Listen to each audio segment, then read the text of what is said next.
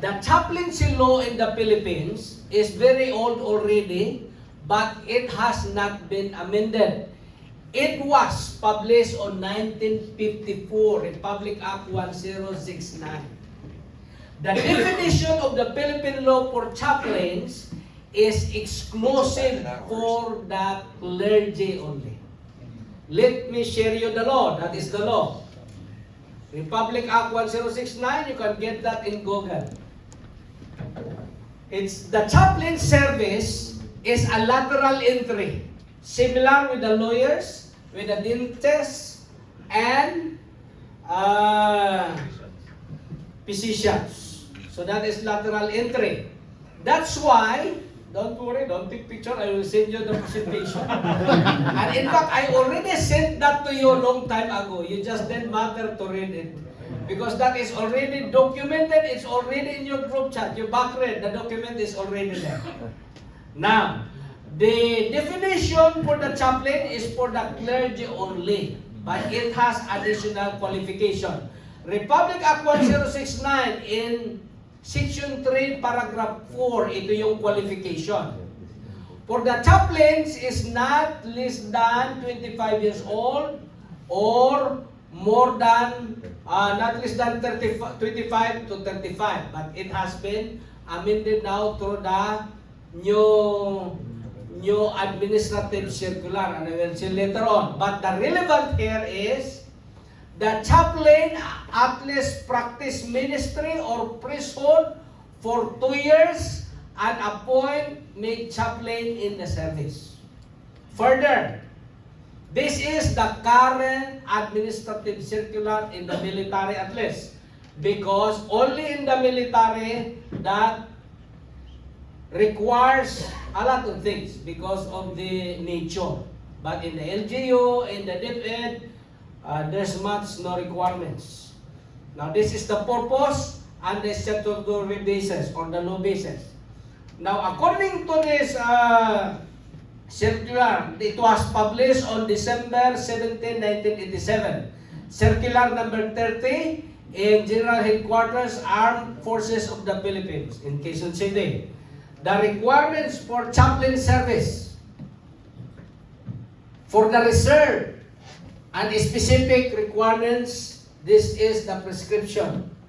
For educational, completion of at least 4-year college course, that is for the Catholic, because before they proceed for theology, they finish philosophy already.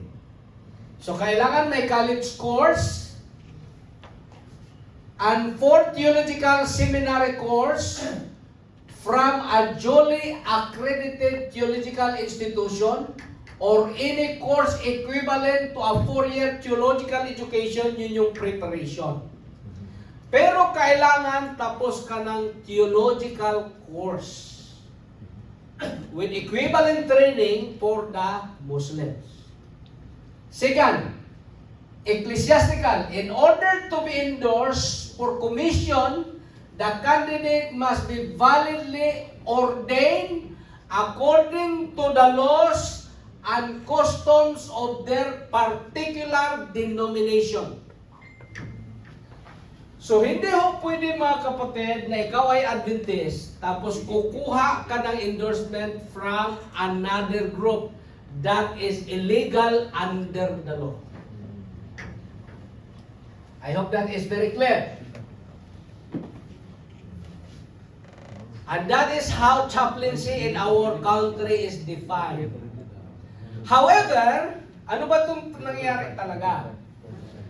There are chaplains in the police and military enter into the MUA Memorandum Agreement to other group, and they created civilian chaplaincy organizations. Unfortunately, we have brothers and sisters who join in this group, and they also issue titles similar to the military rank. That is illegal on its face. The case is usurpation of military office. And I want you to know that that was the case of Mr. Kuluma who discovered the Pag-asa Island. Kaya ibininta niya ang Pag-asa Island ng piso na lang kay Marcos kasi pinakulong siya dahil pinakilala niya ang kanyang sariling admiral na hindi naman siya admiral. Pag ipakilala mo ngayon, you are a civilian chaplain, there is no law that provide the civilian chaplaincy organization can make a rank similar to the military. Kaya yung mga chaplain ng military captain sila, may ranggo sila. Kasi ang nagbibigay sa kanila ng ranggo, yung organization. Pero hindi ho pwede na civilian organization ka, bibigyan mo ng ranggo ang chaplain mo, hindi nga pastor. Naging chaplain plus colonel na. That is very questionable and illegal under the law. Now, there are limitations of the age. 25 years old, but not more than 40. And the age. And the minister status, he must be unordained. Look at letter C. He must be unordained clergy for the Christian. Technically, hindi talaga pwedeng tawaging chaplain ang hindi ordained. Including our hospital chaplains. Pero dahil wala pa tayong opportunity noon, then God will forgive us. But now we have now the training as well as approval from our General Conference. There is no reason for division already. Is that clear? No reason for division because we have the training and we have the official approval. Ito yung challenge. At least in our region. In our region, the challenge is, kung susundin mo yung traditional path of ordination, wala talaga tayo, malabo pa sa Bisaya, pangit-ngit pa sa Alkitran na tayo ma-endorse na naman. Muntik uwang naman lang ka, di pa ka ma-ordain.